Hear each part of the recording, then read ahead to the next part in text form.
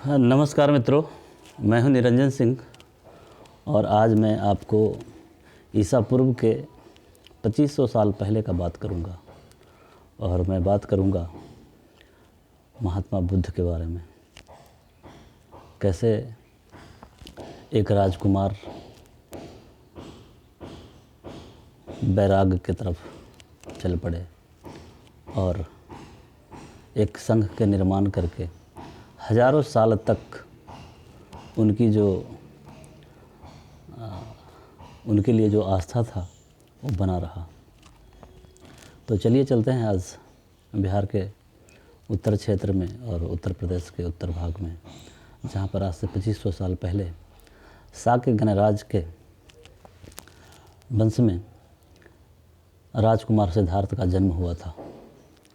राजकुमार सिद्धार्थ के पूर्वज इक्ष्वाकु वंशी ही थे और उनके पिता सुद्धोधन शाक्य गणराज के चुने हुए राजा थे। मतलब उस समय शाक्य गणराज प्रजातांत्रिक राज्य था। वहाँ की राजधानी कपिलवस्तु थी और वहीं पर वहाँ के राजा राज करते थे। उन्हीं के घर में सिद्धार्थ नामक बालक का जन्म हुआ और उनकी माता की नाम महामाया देवी था। महामाया देवी का जो पीहर का जो पक्ष था वो भी इक्ष्वाकु ही थे और ऐसा माना जाता है कि उनका पीहर का पक्ष कोलियों का था, कोली क्षत्रियों का। वो लोग भी पूर्व में इक्ष्वाकु ही थे। हालांकि क्षत्रियों में कई सारे वंश का बंटवारा होते चला गया और सबका अपने अपने नाम पर उनका राज सत्ता चली। लेकिन अभी तो हम बात कर रहे हैं महात्मा बुद्ध के बारे में। तो जब राजा सुद्धोधन के घर में जब बालक सिद्धार्थ का जन्म हुआ तो उनकी जो माता थी, जन्म के 7वें दिन उनकी मृत्यु हो गई और उनकी जो लालन पालन जो होता है वो उनकी मौसी महाप्रजापति गौतमी नाम की महिला ने की, जो उनके रिश्ते में मौसी लगती थी। जब राजमहल में उनके जन्म के बाद जब सिद्धू पुरुषों को बुलाया गया या ब्राह्मण को बुलाया गया कि इस बालक का भविष्य कैसा होगा, तो ब्राह्मणों ने और भविष्यकर्ताओं ने उनके पिता को बताया कि यह बालक आगे चलकर या तो चक्रवर्ती सम्राट होगा या बहुत बड़ा सन्यासी होगा। इस ख्याल को लिए हुए उनके पिता राजा सुद्धोधन बालक के लालन पालन पर विशेष ध्यान रखने लगे। जब वो बड़ा होने लगे तो एक क्षत्रिय राजकुमार को जो शिक्षाएं दिया जाता है उन्हें सब तरह की शिक्षाएं दिया जाने लगा। जैसे जैसे बाल अवस्था से वो आगे बढ़ने लगे उन्हें हर कला की विद्या प्रदान की गई, घोड़सवारी से लेकर युद्ध कला, और भी जो एक राजकुमार को दिया जाता था वो सारी विद्याएं उनको उनके पिता के माध्यम से दिया गया। जब बालक सिद्धार्थ युवा अवस्था में पहुँचे और जब 16 साल के हुए तो उनकी शादी कर दी गई। इसके पीछे कारण क्या था कि राजा सुद्धोधन उन्हें सांसारिक दुख का सामना न हो, यह विचार लिए उनकी जीवन को सुखमय परिस्थितियों में ही पालना उचित समझा था। कारण था कि बालक सिद्धार्थ बचपन से ही चिंतनशील थे। वो इतने सुख वैभव में रहने के बावजूद गांव के पेड़ के बीच पर बैठकर हमेशा चिंतनशील रहते थे। उनकी ऐसी परिस्थिति देखकर राजा सुद्धोधन हमेशा चिंतामग्न रहते थे और इस कारण से उनकी वैभवशाली रहन सहन को बनाए रखने के लिए हर ऋतुओं के लिए राज प्रसाद बनाया गया था। जैसा जो ऋतु आता था उस ऋतु के हिसाब से उस महल में वो निवास करते थे। शादी जब उनकी हो गई तो शादी होने के बाद उनके एक बच्चा का भी जन्म हुआ। उस बच्चे को जन्म के बाद सिद्धार्थ गौतम ने कहा कि ये तो राहु का जन्म हुआ है। हालांकि बाद में उनके और भी जो घर के लोग थे उनके नाम को वो राहुल रख दिया, लेकिन वो अंदर से खुश नहीं रहते थे। इस तरह से एक दिन की बात है कि उन्होंने अपने महल के बाहर या राज्य की राजधानी के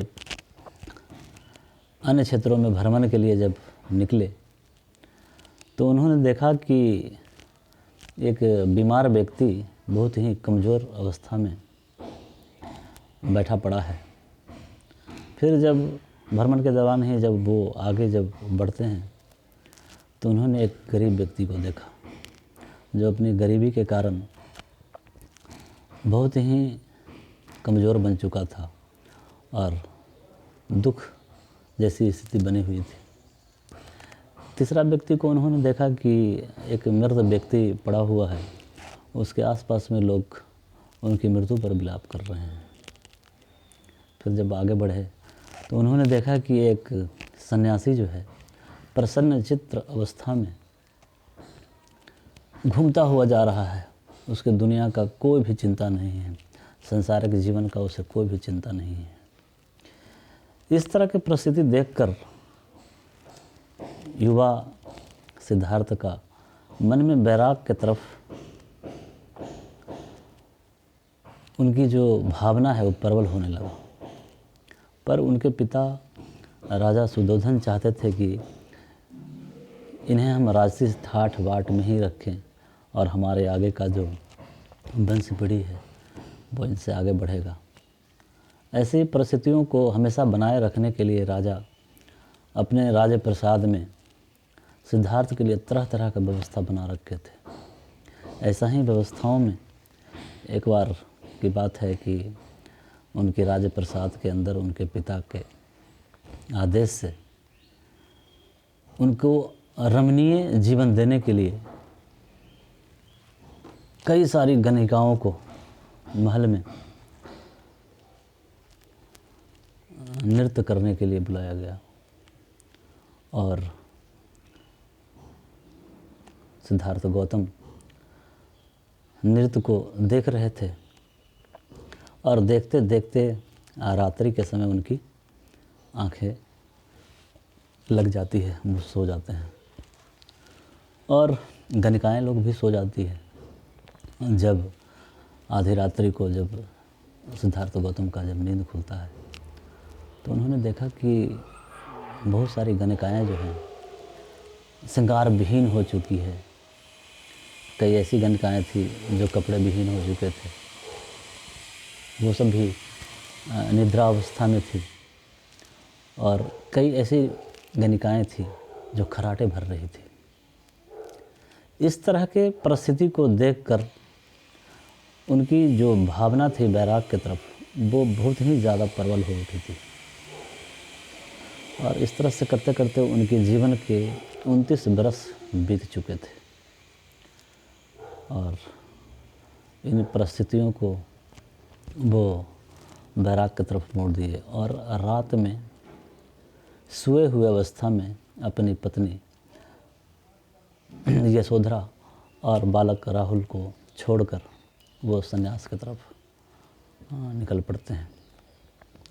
जब सन्यास की तरफ वो निकल पड़ते हैं तो कई सारे आचार्यों के आश्रम में वो पहुंचते हैं। वहाँ जाकर वो योग विद्या और भी कई तरह का कठोर तपस्या की बात को सीखते हैं। लेकिन उनकी इच्छा शांत नहीं होती है। वहाँ से भटकते भटकते वो उर्वेला नामक जगह पर पहुँच जाते हैं और उस उर्वेला नामक जगह पर वो तपस्या करने लगते हैं, जहाँ पर उनके साथ 5 ब्राह्मण मित्र मिल जाते हैं। उनके साथ वो भी तपस्या में लीन हो जाते हैं। लेकिन कई महीनों तक वो तपस्या करते रहे, अन्य को भी थोड़ा थोड़ा कम कर दिए, लेकिन ज्ञान उनको, जिस ज्ञान के खोज में वो निकले थे, वो ज्ञान उनको नहीं मिल पाता है। फिर आगे चलकर कई वर्षों तक जब तपस्या के बाद उनको जब कुछ हासिल नहीं होता है, तो आगे चलकर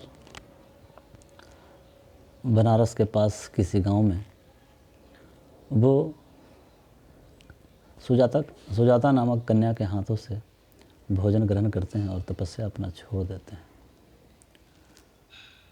और आगे की रणनीति फिर बनाते हैं। तो ये जो पाठ हमारा है उसको छोटा करते हुए हम यहीं पर ख़त्म करते हैं और फिर अगले पार्ट में हम आपसे मिलते हैं जब वो मगध क्षेत्र में पहुंचते हैं, तो वहाँ से हम लोग बात करते हैं।